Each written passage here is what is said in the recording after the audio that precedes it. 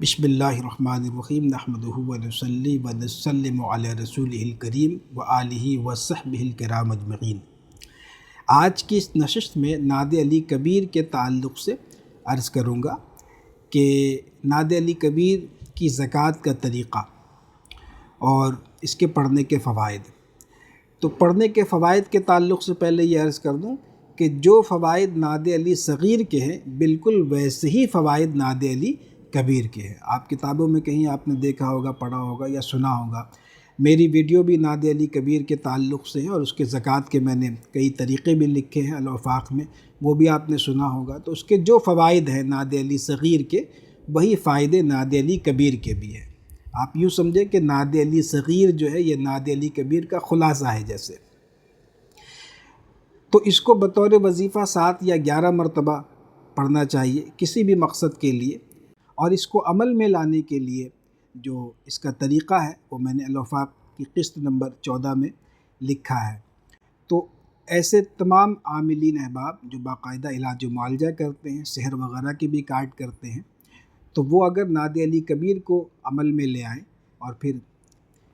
اس کی روحانی قوت کو بروئے کار لا کر سحر وغیرہ کی کارڈ کریں گے تو انشاءاللہ تبارک و تعالیٰ اس سلسلے میں کافی مدد ملے گی، اور باقاعدہ یہ خاص قسم کے سحر میں بہت زیادہ مؤثر ہے۔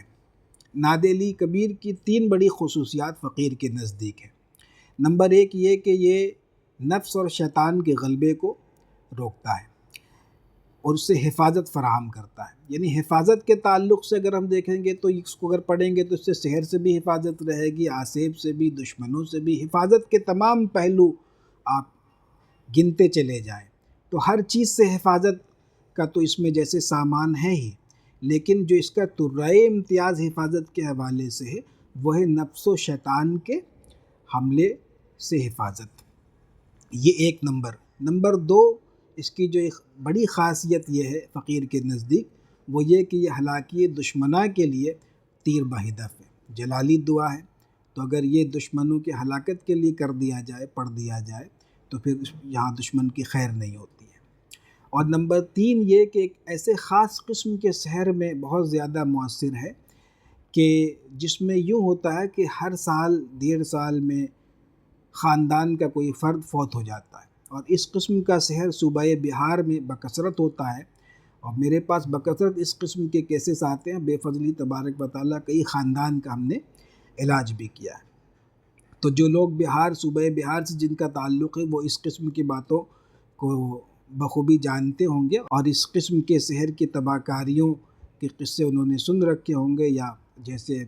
ان کے مشاہدے میں یہ چیزیں ہوں گی۔ تو ایسے تمام عاملین جو باقاعدہ سحر وغیرہ کا علاج کرتے ہیں، کارڈ کرتے ہیں، وہ اگر نعت علی کبیر کو فقیر کی نگرانی میں کر لیں گے، اس کی زکوٰۃ ادا کر لیں گے تو انشاءاللہ تبارک و تعالی وہ ایک خاص قسم کی روحانی قوت محسوس کریں گے، اور اس کے ذریعے سے آپ سحر وغیرہ کا ایک کامیاب علاج کر پائیں گے۔ لیکن یہ ان تمام عاملین کے لیے ہے جو کونا مشق ہے، جو باقاعدہ عامل ہیں پہلے سے، کوئی کسی نو سیکھیے کے لیے نہیں ہے، ورنہ اس کو پھر وہ رجت ہو جائے گی۔ تو نعت علی کبیر کی زکوٰۃ کا طریقہ ان تمام کونا مشق عاملین کے لیے جو فقیر کی نگرانی میں کریں گے یہ ہے کہ ترک حیوانات کے ساتھ اور شرائط عامل کو بجا لا کر عروج ماہ میں بدھ، جمعرات اور جمعہ 3 دن ترک حیوانات کریں گے، روزہ رکھیں گے تو خوب ہے، اور 961 کی تعداد کو 3 دنوں میں مکمل کر لینا ہے، بدھ، جمعرات اور جمعہ۔ اس کے بعد 7 مرتبہ یا 11 مرتبہ آپ پھر ہمیشہ ورد میں رکھیں گے، انشاءاللہ تبارک و تعالیٰ اس کے عامل ہوں گے، اور اس کا نقش پھر جس کو لکھ کر کے دیں گے تو خوب مؤثر پائیں گے۔ میں نے الوفاق کی قسط نمبر 14 میں جیسے اس کا نقش مصبہ بھی لکھ دیا ہے، یعنی 49 خانوں کا جو نقش ہوتا ہے، تو وہ آپ وہاں سے دیکھ لیں گے۔ اچھا، آخر میں فائدے کے طور پر ایک بات عرض کر دوں، اور یہ جیسے کہ رہنمائی بھی ہو جائے کہ اس قسم کی جو زکوٰۃیں ہوتی ہیں، 3 روزہ یا 7 روزہ یا 6 روزہ زکوٰۃ یا 1 روزہ کسی عمل کی دعوت، تو یہ ہر کسی کو فائدہ نہیں دیتا۔ یعنی کوئی ایسا شخص جو بنیادی ریاضتوں سے بالکل نابلد ہو کر، بے بہرہ ہو کر اور کسی قسم کا کوئی تجربہ اور عادت و وظائف کا نہیں رکھتا،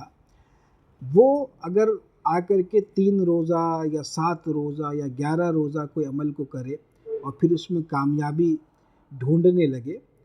تو یہ ناممکن ہے، یہ ایسا ہو ہی نہیں سکتا۔ اس کی وجہ یہ ہے کہ اس کے اندر جو صلاحیت ہوتی ہے، جو صلاحیت درکار ہوتی ہے، وہ مفقود ہوتی ہے۔ صلاحیت سے مراد یہ ہے کہ دیکھیں جو کہنہ مشق عامل ہوتا ہے، جیسے ہم نے شروع میں عرض کیا نا کہ یہ جو زکوٰۃ ہے یہ کہنہ مشق عاملین کے لیے جو باقاعدہ علاج و معالجہ کرتے ہیں، تو علاج و معالجہ کرنے والا ظاہر ہے کہ وہ کہنہ مشق عامل ہے، اس نے کئی چلے 40 دنوں کے کیے ہیں، عرصہ دراز سے اس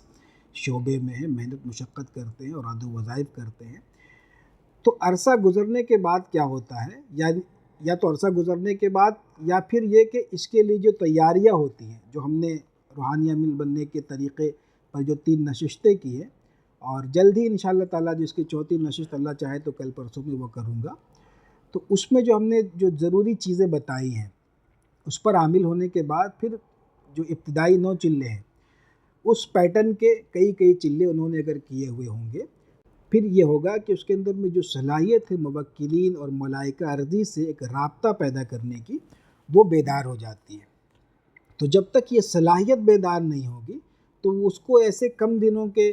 2 4 5 دنوں کی دعوت اور چلے جو ہے یہ قطعاً فائدہ نہیں پہنچائیں گے، یعنی وہ کریں گے موکل اس کی دعوت پہ لبیک ہی نہیں کہیں گے، کوئی مطلب توجہ ہی نہیں دھریں گے،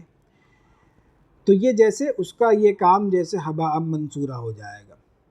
وہ مطلب کہ پڑھنا نہ پڑھنا، بس جیسے اپنے آپ کو جیسے مشقت میں ڈالنا۔ ہاں یہ جیسے ایک تجربہ کے طور پر اس کا فائدہ تو ضرور ہوگا کہ اس کو پڑھتے ہیں تو اس کو پڑھنے میں کتنا وقت لگتا ہے، کیسے بیٹھتے ہیں اور کتنا کب کمر میں درد شروع ہو جاتا ہے اور کیا، یہ فائدے اور اس کے جو ہے تجربات تو ضرور ہوں گے، لیکن حقیقی جو فائدہ کسی عمل کا ہونا چاہیے یا ہوتا ہے، اس کا لطف ایسے لوگوں کو کبھی نہیں آ سکتا۔ تو اس لیے میں یہ گزارش کروں گا کہ ایسے تمام لوگ جو عامل بننا چاہتے ہیں، باقاعدہ روحانی عامل بننا چاہتے ہیں اور عامل بن کر کے پھر علاج و معالجہ کرنے چاہتے ہیں، تو فقیر نے جو 3 نشستیں کی اس کو دیکھیے، 4تھی نشست ابھی آئے گی اس کو بھی دیکھیں گے، اور جو ابتدائی ہمارے 9 چلے ہیں ان کو آپ کر لیں انشاءاللہ تعالیٰ، اس کو کر لیں گے تو آپ باقاعدہ جیسے علاج و معالجہ کرنے کے اہل بھی ہو جائیں گے، کیونکہ اس کے کر لینے کے بعد میں الافاق اور اعمال رضا کے نقوش وغیرہ کی اجازت بھی دے دیتا ہوں، تو بہت بڑا علاج نہ صحیح، لیکن یہ کہ آپ ہر جائز مقصد کے لیے کم از کم لوگوں کو نقش وغیرہ، شفا امراض کے لیے، شادی بیاہ کے لیے، امتحان میں کامیابی کے لیے وغیرہ لکھ کر کے تو دے ہی سکتے ہیں۔ تو اس طریقے سے بہت سارے لوگ ابتدائی 9 چلے سے فارغ ہو کر کے اجازت لے کر کے یہ خدمت انجام دے رہے اپنے طور پر، ان کو یہ احساس بھی ہو گیا، ان کو پتہ بھی چل گیا ہے کہ ہاں میں فردر اس کو کر پاؤں گا ہی نہیں۔ بہت سارے لوگ کام کاج والے بھی ہیں نا،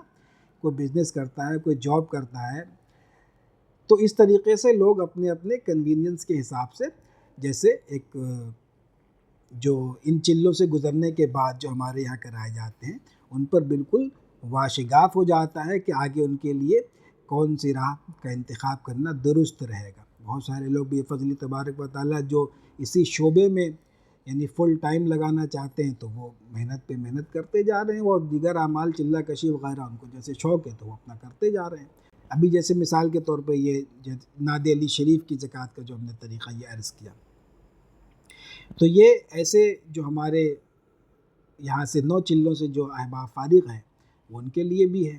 کہ ان کے اندر میں ایک مناسبت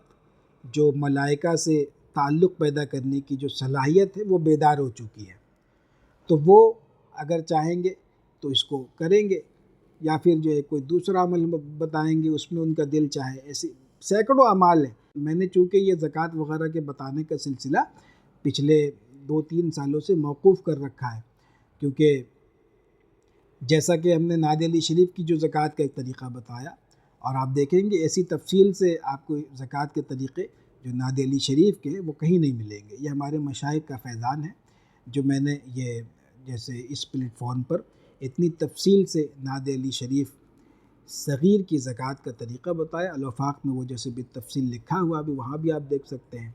تو اس سے کون فائدہ اٹھا سکتا ہے؟ اس کا عامل کون بن سکتا ہے؟ جس کے اندر میں یہ صلاحیت ہو۔ تو اللہ تبارک و تعالی ہم سب کو علم نافع اور خیر کثیر عطا فرمائے۔ السلام علیکم ورحمۃ اللہ وبرکاتہ۔